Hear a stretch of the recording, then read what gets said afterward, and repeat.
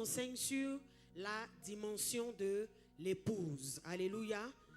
Et il nous avait dit qu'il y avait 3 dimensions. Il y a la dimension de serviteur, la dimension de fils. Et la 3e dimension à laquelle nous devons tous aspirer, c'est la dimension de l'épouse. Et le dimanche dernier, il introduisait un thème qui disait ceci, la soif. Pour entrer dans la dimension de l'épouse, il faut avoir soif. Il faut avoir soif de l'époux, la soif du Saint-Esprit. Pas la soif d'autre chose, mais la soif de l'époux. Alléluia. Alléluia. Alors le thème de mon message ce matin, c'est la soif de Dieu, un état d'esprit. La soif de Dieu, un état d'esprit. Alléluia. Alors je veux te poser une question que je me suis posée moi aussi souvent. Est-ce que tu t'es une fois demandé pourquoi est-ce que des fois tu n'arrives plus à méditer la parole de Dieu, à prier comme au début de ta conversion, à évangéliser, à annoncer Christ autour de toi, comme il fut un certain moment, à marcher comme ce que la Bible te demande de faire. Mais tu tries la parole, tu prends une partie et puis l'autre partie, tu la laisses dans la Bible. Tu ne marches pas selon elle. Alléluia.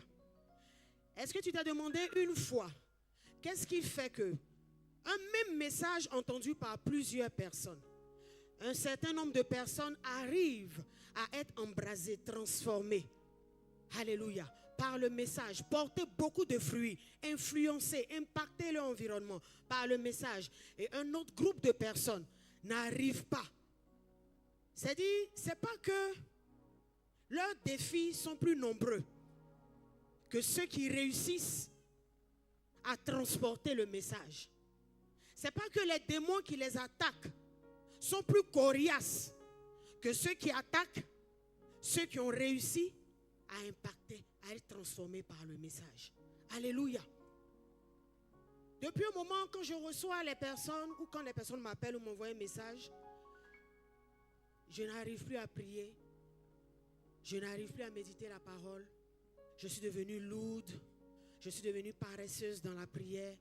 Mes temps de prière ont basculé, ça a pris un coup. Je ne sais pas ce qui se passe. Quand je vais sur mon portable, je passe plus de temps que lorsque je vais dans la prière. Quand je vais prier, je m'ennuie et je sors rapidement de la prière. Alléluia. Et on prie. On prie. On prie pour que la vie de la prière revienne. On prie pour que la vie de la méditation de la parole revienne. On crie à Dieu. On supplie Dieu. Alléluia. Et depuis un moment, lorsque nous avons commencé à étudier la dimension de l'épouse, je reçois toujours des personnes, pas forcément les mêmes, mais les mêmes cas, les mêmes sujets. Alléluia. Et j'ai commencé à prier le Seigneur, à chercher Dieu. Pour dire, mais il y en a qui arrivent en s'en sortir. Mais il y en a d'autres. C'est bizarre. C'est le même message. C'est le même pasteur. C'est la même Bible. La Bible ne change pas chaque année. La même Bible est là depuis plus de 2000 ans. Mais qu'est-ce qui se passe? Et dans mes recherches et dans la prière, le Seigneur m'a parlé d'un ingrédient qui est très important et qui détermine tout. Ça détermine ta force, ton endurance. Ça détermine ton amour, ta fidélité, ta passion. Et cet ingrédient-là, c'est la soif. La soif. Dis avec moi la soif. La soif. La soif de Dieu. La soif de vivre Dieu. La soif de mieux le connaître. La soif de le vivre. La soif de l'expérimenter. La soif. La soif. Alléluia. Et nous allons aller dans la parole de Dieu. Nous allons parler de 2 personnages dans le livre de Nombre 13. Le passage est tellement long qu'on va lire par séquence. La com peut m'aider. Nombre 13, du verset 1 au verset 3. Nombre 13, verset 1 à 3. Je lis la parole de Dieu.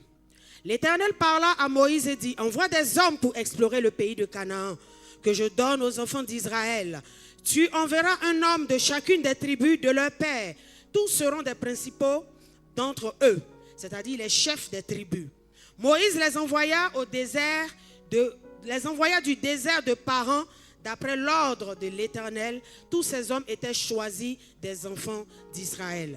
Le verset 4 va commencer à les citer. On va sauter le verset 4, on va jusqu'au verset 16. Le verset 16 nous dit ceci. Donc les 12 personnes sont parties en tant qu'espions explorer la terre promise selon l'ordre de l'Éternel. Verset 16 nous dit, tels sont les noms que Moïse envoya pour explorer le pays. Moïse donna à Osée, fils de Nun, le nom de Josué. Moïse les envoya pour explorer le pays de Canaan et il leur dit, montez ici par le midi et vous monterez sur la montagne. Vous verrez le pays, ce qu'il est et le peuple qui l'habite, s'il est fort ou faible, s'il est petit ou en grand nombre. Amen. Donc voici l'instruction que Moïse leur donne avant qu'ils ne partent. On va au verset 25. Ils sont allés explorer le pays et ils reviennent faire le point. Il fut de retour de l'exploration du pays au bout de 4 jours. À leur arrivée, ils se rendirent auprès de Moïse et d'Aaron et de toute l'assemblée des enfants d'Israël à Kadès dans le désert de Paran. Il leur fit un rapport, ainsi qu'à toute l'assemblée, et il leur montrait les fruits du pays. Voici ce qu'il racontait à Moïse. Nous sommes allés dans le pays où tu nous as envoyés. À la vérité, c'est un pays où coule le lait et le miel. Et en voici les fruits. Mais le peuple qui habite ce pays est puissant. Les villes sont fortifiées, très grandes. Nous y avons vu des enfants d'Anak. Les Amalécites habitent la contrée du Midi. Les Hétiens, les Jébusiens, les Amoréens habitent la montagne. Les Cananéens habitent près de la mer et le long du Jourdain. Caleb fit taire le peuple qui murmurait contre Moïse. Il dit, montons, emparons-nous du pays, nous y serons vainqueurs. Mais les hommes qui étaient allés avec lui dirent, nous ne pouvons pas monter contre ce peuple, car il est plus fort que nous.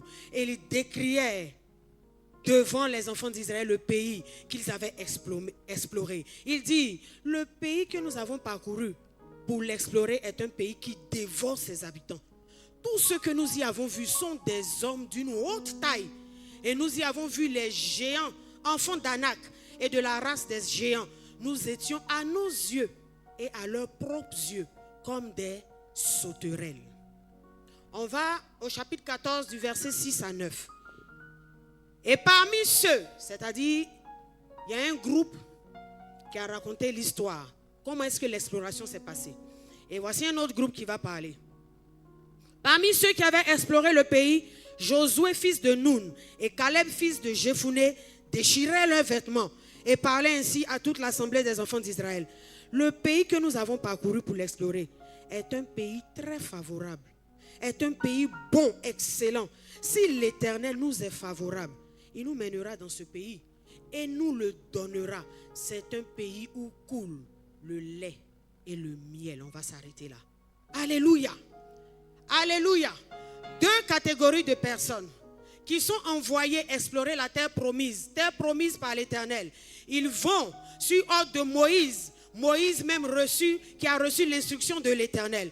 Allez explorer la terre. Et quand vous allez lire dans les détails, les parties qu'on a sautées, quand vous allez lire dans les détails, vous allez voir que Dieu va leur dire, c'est vrai que vous allez y trouver des géants, mais je suis avec vous. Alléluia. Mais je suis avec vous. Donc les 12 espions s'en vont explorer. Et lorsqu'ils reviennent, parmi eux, il y a 10 espions qui font leur point. Ils disent, ce pays-là est dangereux. Ce pays-là est dangereux. Nous avons trouvé des géants dans ce pays. C'est vrai qu'il y a le lait et le miel, mais le pays est dangereux. Nous nous sommes vus, nous-mêmes à nos propres yeux, et aux yeux des géants comme des sauterelles. Ce pays va nous dévorer. On ne peut pas conquérir ce pays. On ne pourra pas conquérir ce territoire. Ces terres-là, on ne pourra pas les conquérir. Mais qu'est-ce qui t'a pris, Moïse? Tu es sûr que tu as bien écouté Dieu? Tu es sûr que Dieu a dit qu'on pourra prendre ce pays-là, que c'est notre héritage? Et parmi eux, il y avait 2 personnes, Josué et Caleb. Alléluia. Josué et Caleb aussi qui avaient reçu la même instruction. Mais la Bible nous dit que Josué était serviteur de Moïse. Et lorsque Moïse montait prier, même si Josué n'avait pas encore l'autorisation d'entrer dans le tabernacle, Josué attendait Moïse. Il servait Moïse. Il aimait Dieu par Moïse. Il voyait les prodiges que Dieu faisait au travers de Moïse. Par Moïse, il a appris à avoir confiance en Dieu. Par Moïse, il a pu voir des défis relevés que le Seigneur a relevés, que l'Éternel a relevés au travers de Moïse. Ses yeux ont vu ces choses. Alléluia. Et Josué et Caleb faisaient partie des espions. Ils viennent donner un autre point différent de celui des 10 autres. Josué et Caleb viennent dire, c'est vrai qu'il y a des géants, mais l'Éternel est avec nous. Nous allons les terrasser. L'Éternel est avec nous. Nous allons les vaincre. L'Éternel nous est favorable. Nous aurons la victoire. Nous aurons notre territoire pour héritage, comme l'Éternel l'a promis à son serviteur Moïse. Pourquoi? Eux tous, ils aimaient Dieu. Eux tous, c'était les responsables des tribus. C'était des bergers, les responsables de départements. C'était des pasteurs. C'était des bishops. Ils aimaient Dieu. Mais pourquoi Josué et Caleb se démarquent? Parce que Josué et Caleb, eux, ils avaient une soif. La soif les brûlait. La soif de la victoire de Dieu brûlait en eux. La soif de la puissance de Dieu brûlait en eux. La soif de voir Dieu vaincre ses territoires, vaincre ses fils d'Anak, vaincre, brûlait en eux. Et cette soif-là les a conduits à aller plus loin. La soif de vivre Dieu. La soif de voir Dieu à l'œuvre. La soif de voir les promesses de Dieu s'accomplir. La soif de voir la volonté de Dieu s'accomplir. Parce que la volonté de Dieu, c'était qu'il possède ces territoires. Et depuis ce que Dieu promet, il ne fait que l'accomplir. Ils avaient la soif de vivre cela encore.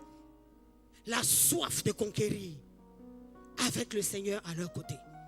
Et c'est leur soif qui les a fait aller plus loin que les autres, jusqu'à aller conquérir effectivement cette terre et entrer en possession de leur territoire. Dis avec moi, la soif.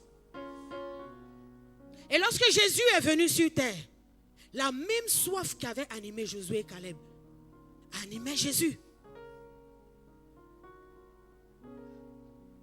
Alléluia.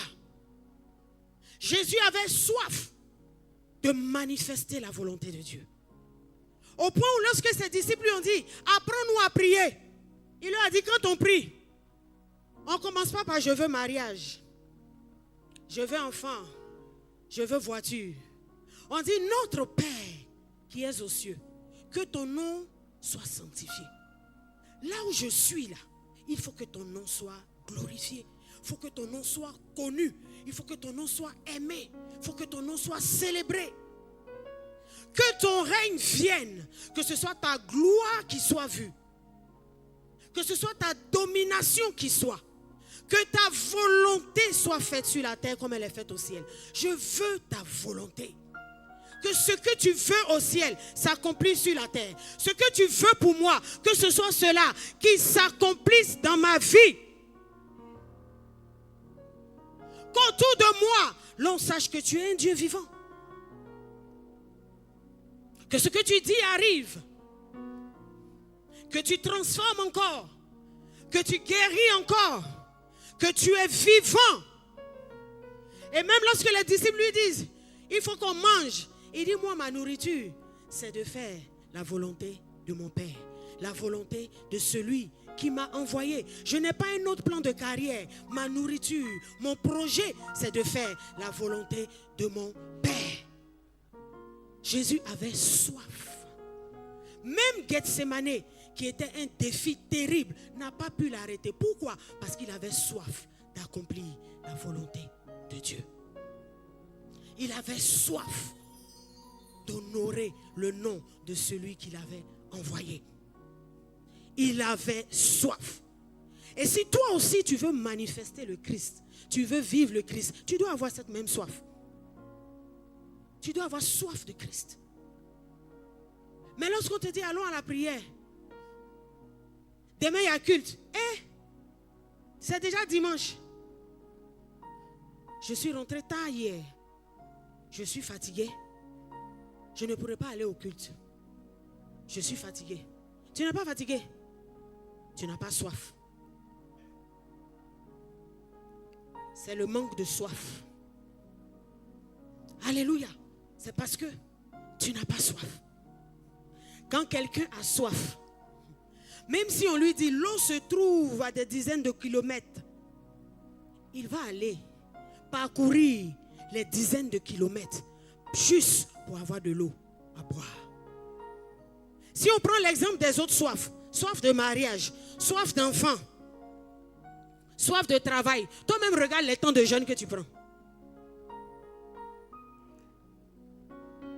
Tu montes sur la montagne 40 jours, quand tu descends, tu remontes. 21 jours, tu descends, tu remontes. 3 jours d'Esther. Tu es devenu une montagnarde, un montagnard. Toi, tu montes seulement. Mais est-ce que tu as déjà pris un temps de jeûne pour dire Jésus, je veux mieux te connaître? On dit séminaire. L'intimité avec le Christ. 15 personnes. On dit séminaire. Ton Adam va se réveiller. On va louer 10 bâches parce que la salle là sera petite. Il faut que Adam se réveille.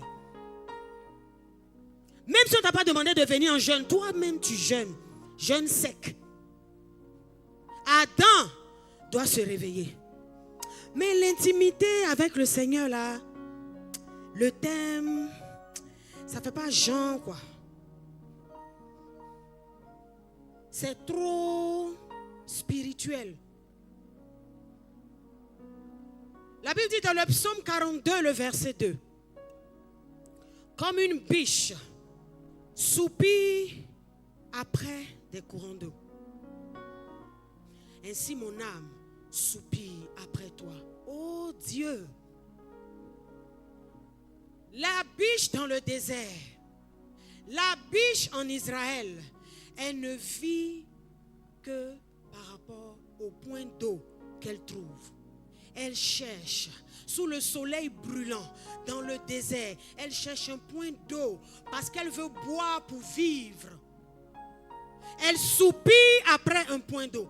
Elle soupire après de l'eau. Elle soupire après la présence d'eau. Et lorsque le soleil tape tellement fort et que ce point d'eau-là sèche, elle court chercher un autre point d'eau. Elles s'en vont. Elles cherchent des points d'eau. Parce que sans l'eau, elles ne pourront pas vivre. Et le psalmiste dit, ainsi mon âme, ainsi ma vie soupire après toi, Dieu. De la même manière que sans l'eau, la biche ne peut pas vivre. La biche ne peut pas tenir. De cette même manière, sans toi, je ne peux pas vivre. Sans toi, je ne peux pas tenir. Sans toi, je suis perdu.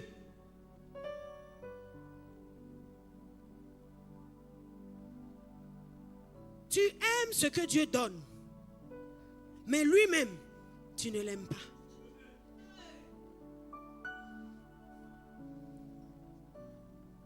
Ce qui te motive à aller plus loin, à demeurer dans la prière, à demeurer dans la méditation de la parole, à demeurer dans le Seigneur, c'est la soif que tu as de lui.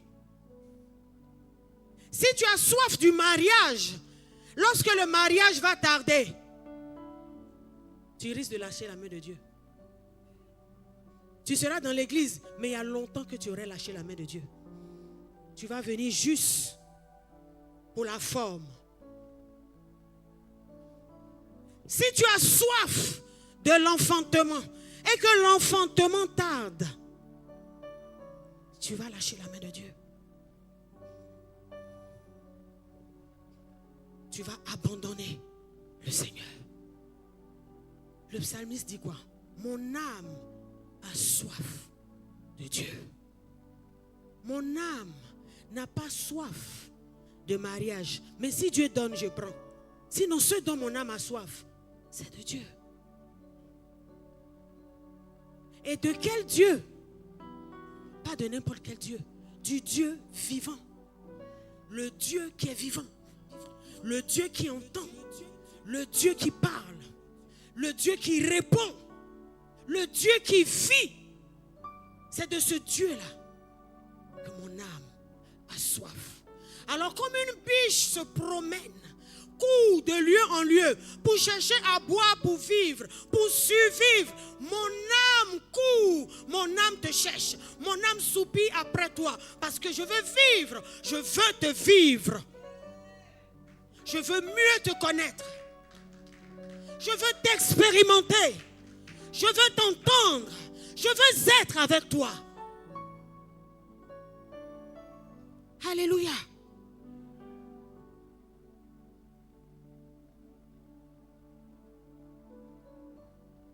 Lorsque le pasteur Mohamed et le ministère Message de Vie parcourent les nations, les villages, les campements pour annoncer l'évangile, est-ce qu'ils vont annoncer le Dieu du mariage? Est-ce qu'ils vont demander l'argent au peuple? La soif de voir Dieu connu, de voir Christ élevé, de voir Christ aimé, brûle tellement en lui, brûle tellement dans les églises vases d'honneur, que tu n'as pas peur d'affronter les défis de la sorcellerie. Parce que tu vas présenter un Dieu vivant. Tu veux que ce Dieu grand, ce Dieu qui terrasse les Anak, les fils d'Anak, ce Dieu qui terrasse les géants, soit connu et que le peuple puisse le vivre également, comme toi tu l'as vécu. Ce Dieu qui t'a sauvé, le Jésus qui t'a transformé, tu veux que plusieurs soient transformés par le même Jésus. C'est ça d'abord. Lorsque tu viens en Christ, tu dois faire connaître celui qui t'a sauvé, celui qui t'a attiré à lui. D'abord, ça doit être ta quête principale. Et cette soif-là, lorsqu'elle est dans ton cœur, je t'assure que ta vie de prière, même si ta vie de prière veut se refroidir, la soif va la réveiller. Parce que quand tu vas te lever le matin, tu vas dire mon Jésus n'est pas encore bien connu. Mon voisin ne connaît pas encore Jésus. Mon collègue ne connaît pas encore Jésus. Ce que Jésus a fait pour moi, ce que je vis avec Jésus doit être su, doit être connu, doit être connu. Jésus, j'ai soif que tu sois connu. J'ai soif que tu sois connu. J'ai soif que tu sois aimé. J'ai soif que tu sois vécu. Si tu n'as pas soif, tu ne vas pas aller loin. On va toujours prier. Le vrai sujet pour lequel on doit prier, c'est que la soif se ranime. Alléluia. Alléluia. Le Seigneur vient chercher une épouse. Une épouse a toujours soif de la présence de son époux. Si tu n'as pas soif de Jésus maintenant, tu es en danger. Tu vas t'ennuyer au ciel. C'est la soif que tu as qui va te pousser à prier, qui va te pousser à méditer la parole de Dieu. Quand quelqu'un a soif, on ne le supplie pas pour venir à la prière. On ne lui demande pas pardon pour gêner.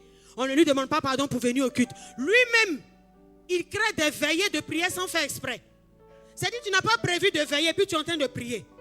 À cause de la soif qui bouillonne en toi, tu te retrouves en train de faire des heures et des heures dans la prière. Si tu as soif, tu vas chercher l'eau. Amen. Et la Bible dit, dans Jean le chapitre 7, du verset 37 au verset 38, que si quelqu'un a soif, qu'il vienne.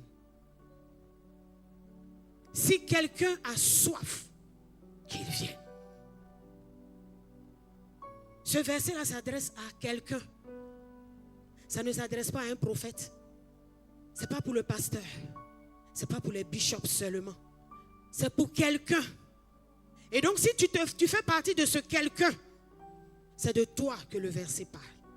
Si quelqu'un a soif, qu'il vienne à moi et qu'il boive. Qu'il vienne à moi et qu'il boive.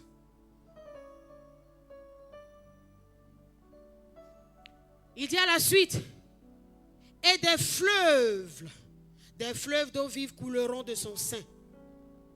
Qu'il boive, et des fleuves d'eau vive couleront de son sein. Si quelqu'un a soif, cette personne vienne boire gratuitement. Et parce que tu seras dans ma présence, parce que tu viendras boire à ma source, tu vas transporter ma gloire, tu vas transporter ma puissance. C'est ça les fleuves d'eau vive qui vont couler de ton sein. Tu vas transporter ma présence. Tu vas me transporter parce que tu te seras frotté à ma présence, parce que tu seras venu boire à ma source. Tu n'as pas soif. Si tu as soif, je te répète que même ta vie de prière, si elle a envie de baisser, ta soif, à cause de ta soif, elle va se relever. Tout commence par la soif. Tout commence par la soif. Avant que je ne vienne dans les églises Vase d'honneur, j'étais de l'autre côté.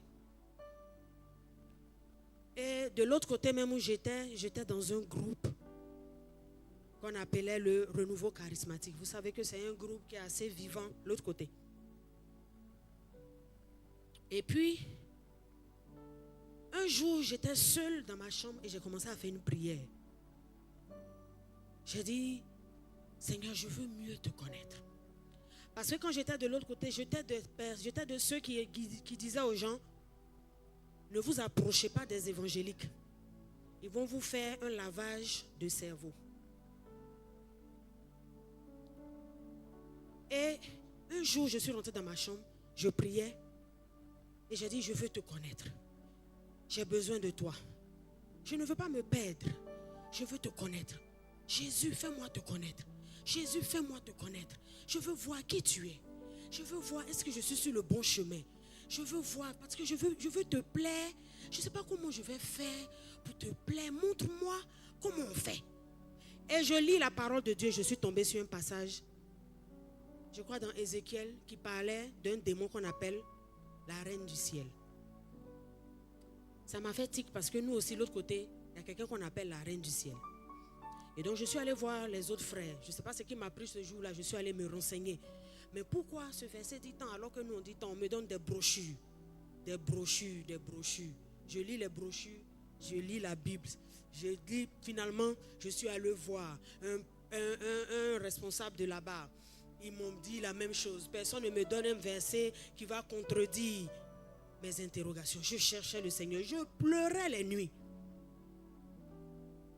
Et puis, un jour, je vais les voir encore, me dit, prends ça comme ça. Donc, dans prends ça comme ça, j'ai dit, ok, je vais faire mes recherches seule. Chaque nuit, j'étais devant le Seigneur. Toutes les nuits, j'étais devant le Seigneur. Mes nuits étaient agitées.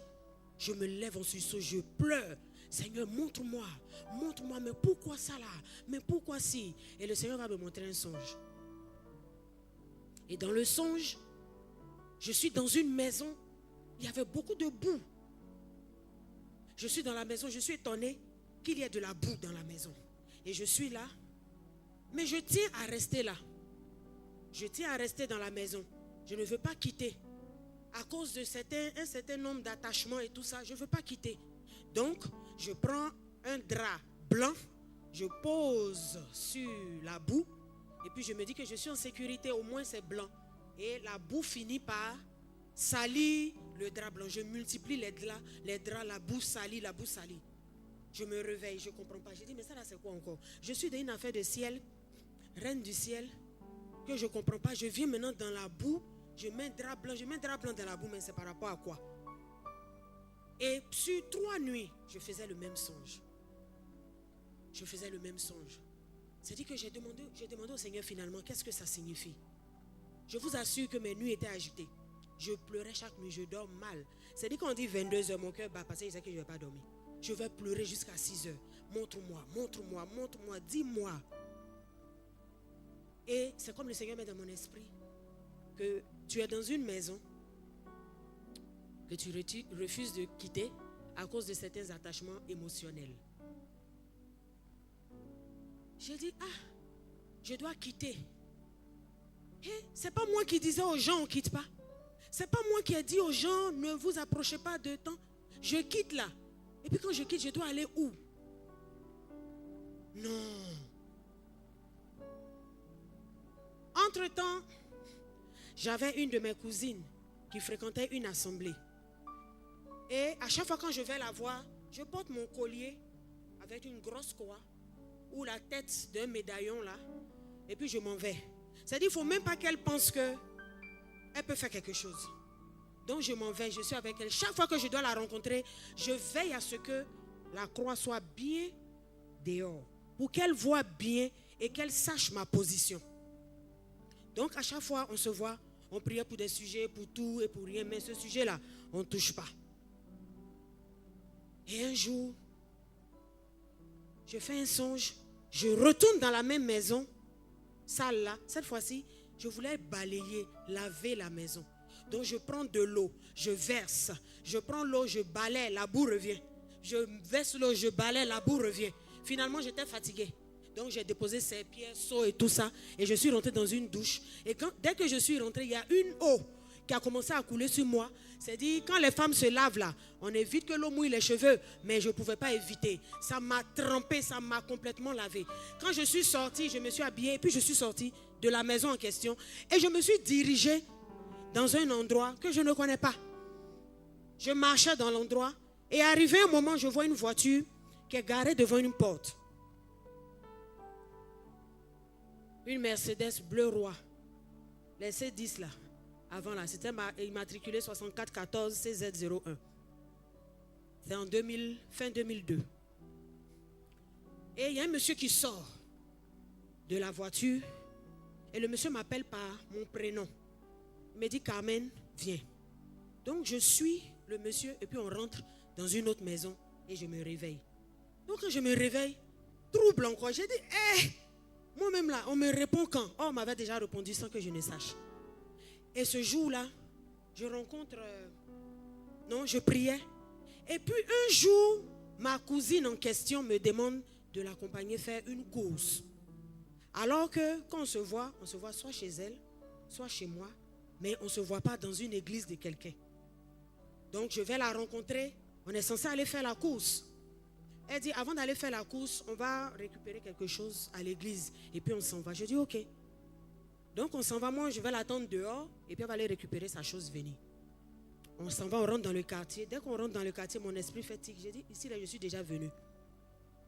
Elle dit, toi, tu n'es jamais venu ici, pardon, allons. J'ai dit, je dis que je suis déjà venu. On continue la marche, j'ai dit, je suis déjà arrivé dans ce quartier. Et on avance, on arrive devant un portail. J'ai dit, je connais la voiture là. Je t'ai expliqué une fois un songe où il y a un monsieur qui est sorti d'une voiture bleue devant une maison. Et puis il m'a dit, viens. Elle dit, oui. J'ai dit, c'est la voiture là. C'est la voiture là qui est là et voici la maison. Elle dit, tu dis quoi? J'ai dit, oui, c'est la voiture qui est là et voici la maison. Mais toi, où on va? Elle dit, c'est là. Où tu as montré là? C'est là-bas qu'on s'en va. J'ai dit, parce qu'il n'y avait pas de pancarte, il n'y a rien. C'était juste une villa. Et on arrive, je regarde, moi, mais je suis étonnée. Elle aussi, elle a commencé à être bizarre parce que Joe, l'affaire devient sérieuse. Je ne connais pas le propriétaire de la voiture. On rentre dans la maison, il y a un monsieur qui passe, et puis il vient, et puis il salue, il la salue, et puis il passe. J'ai dit, mais voici le monsieur qui m'a appelé là. Ses larmes sont là. J'ai dit, aïe, il y a quoi? J'ai dit, voici le monsieur qui m'a appelé dans le songe là. Et puis il m'a dit, viens là, c'est lui. Elle s'arrête quelques instants, puis elle dit, c'est le pasteur Mohamed. Il dit, c'est ton pasteur Mohamed qui est là. Le pasteur de votre secte là. C'est lui qui est là. Elle dit oui. Et c'est sa voiture qui est garée devant. Donc elle était là, on se regardait, silencieuse. Elle me dit, toi-même tu as compris ce que ton songe voulait dire. Et je suis sortie. La course là, on n'a pas pu faire. Je suis retournée pleurer encore. J'ai dit, Seigneur, donc je dois quitter cette maison pour aller dans une secte. Ce n'est pas les grands noms des grandes églises. Ce n'est pas comme aujourd'hui. Il y avait 250, 300 personnes. Où je quittais là, c'était des milliers, des milliers. Il y avait les assemblées de Dieu, tout ça là. Tu m'enlèves ici pour m'envoyer dans une secte. J'ai pleuré encore devant le Seigneur. Jusqu'à ce que le Seigneur me rassure, c'est moi qui t'envoie. Et c'est comme ça que je suis partie. Je lui ai dit, présente-moi au pasteur Mohamed. Elle m'a présenté. Et depuis ce jour, je suis là.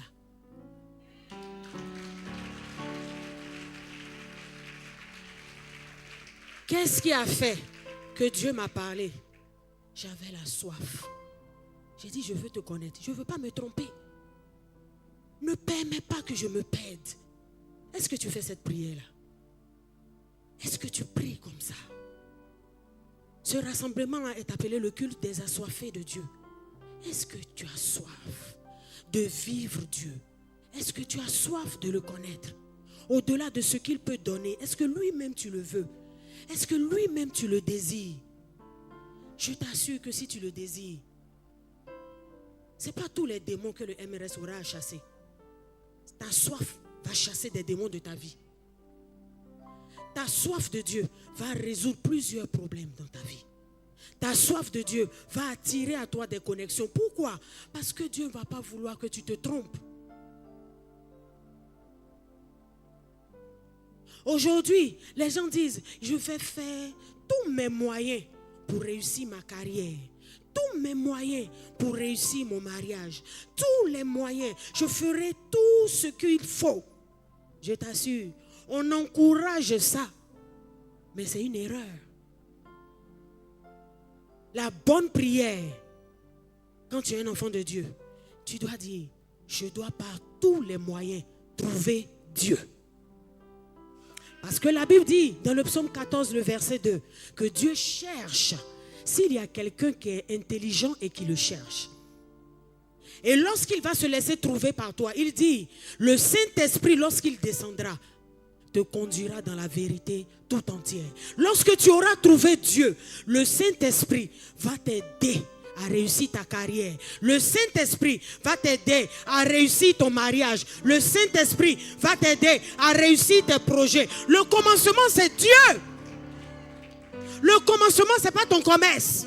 Le commencement, ce n'est pas ta carrière. Le commencement, ce n'est pas ton mariage. Le commencement, c'est Dieu. Parce qu'en Dieu se trouve tout. Dieu est la source de tout. Au commencement, Dieu.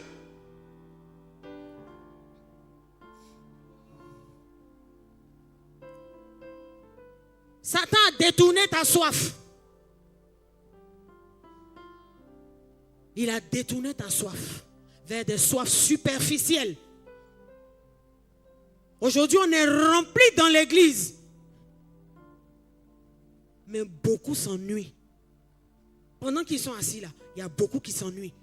Pendant que nous sommes là, il y en a qui ne sont pas ici, qui sont à la maison, qui sont au travail, qui sont quelque part d'autre, sauf dans la présence de Dieu.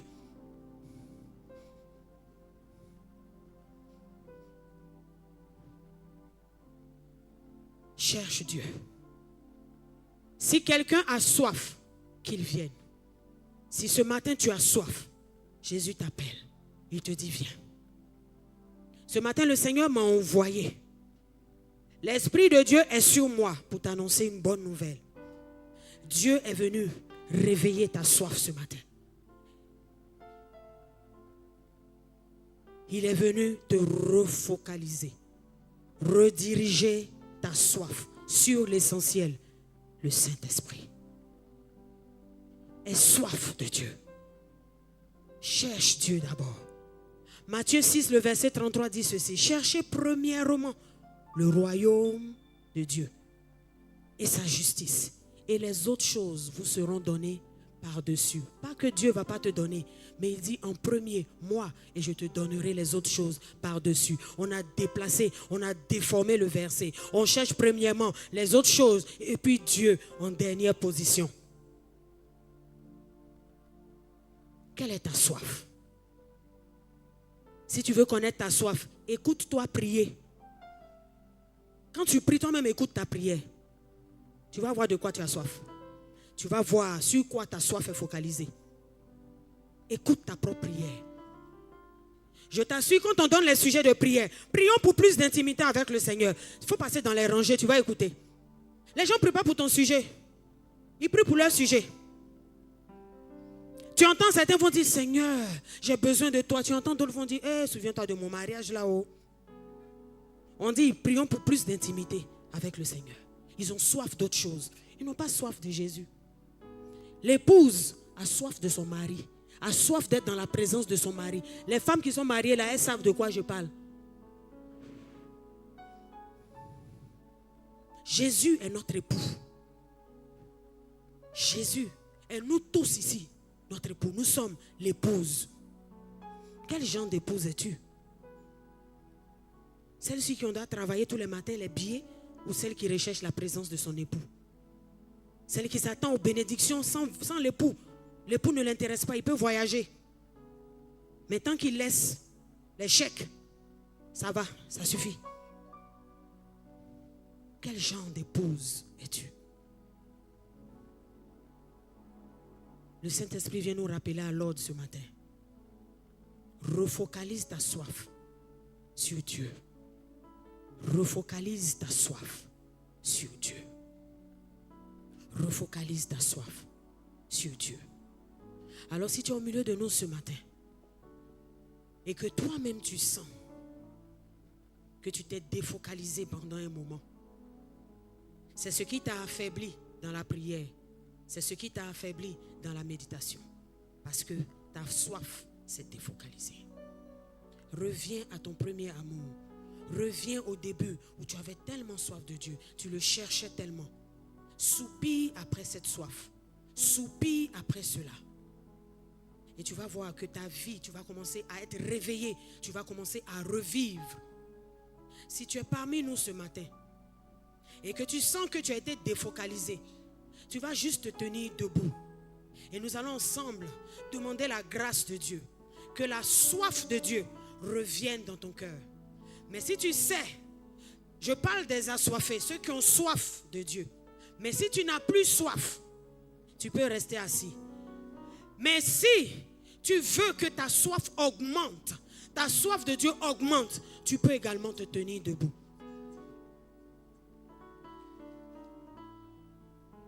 Et toi-même, tu vas examiner ton cœur. Et tu vas voir ce qui a remplacé la soif de Dieu. Tu sais ce qui a remplacé. Tu sais ce qui a pris la place de Dieu dans ton cœur.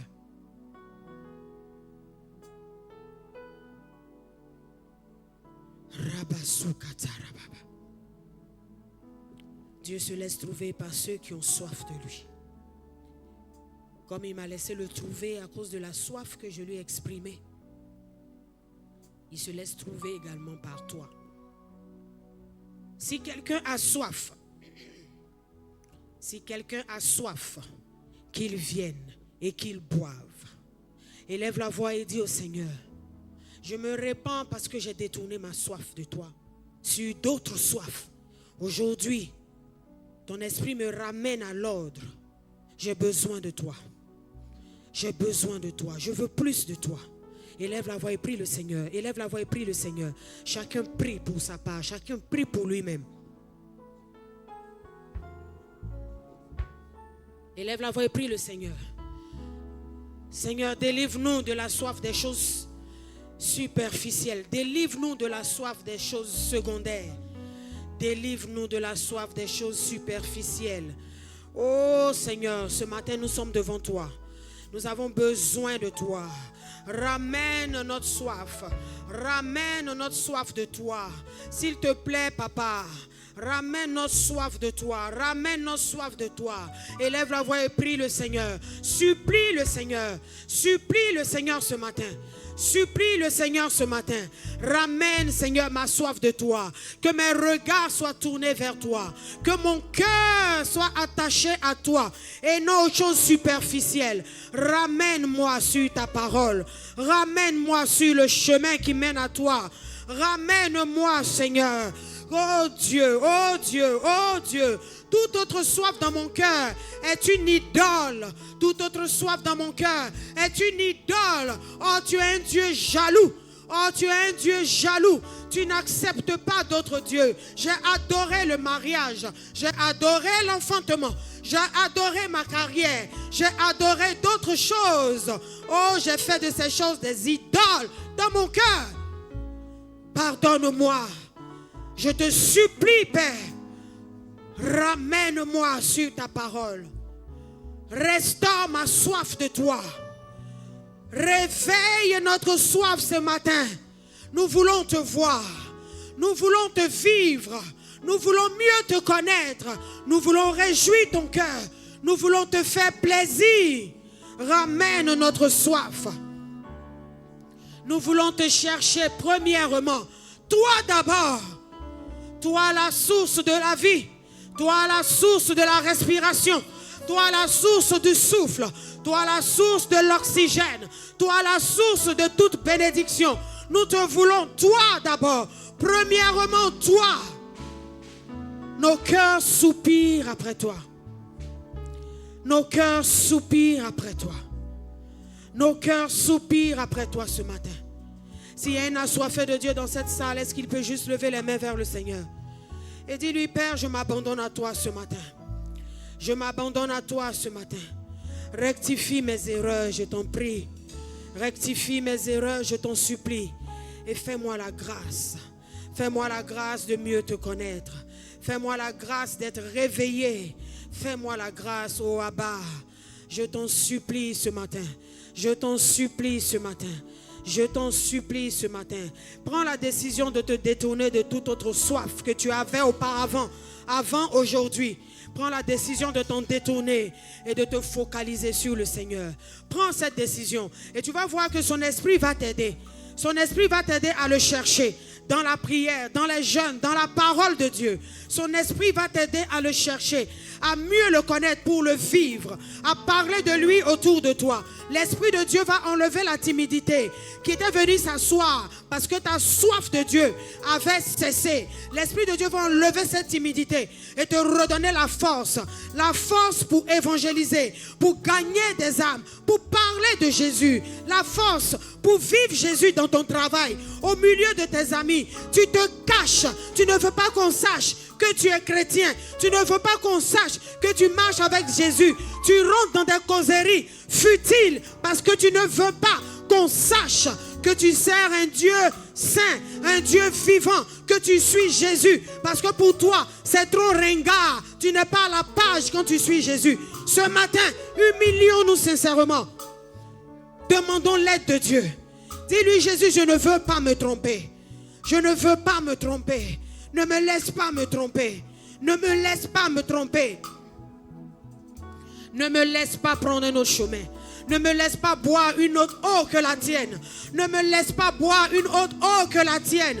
Tu as dit à la femme samaritaine que même le 6e mariage que tu t'apprêtes à boire, cette eau du 6e mariage ne pourra pas te suffire. Tu auras encore soif. Tu auras encore soif. Ne nous laisse pas, Seigneur, ce matin. Ne nous laisse plus nous tromper, s'il te plaît, Papa. Ne nous laisse plus boire d'autre eau que la tienne, que l'eau que tu donnes, que l'eau de la vie que tu donnes. Ne nous laisse plus nous égarer. Ne nous laisse plus nous égarer. Nous déposons nos cœurs devant toi. Nous déposons nos cœurs devant toi. Nous déposons nos cœurs devant toi. Ne nous laisse plus, Père, nous égarer.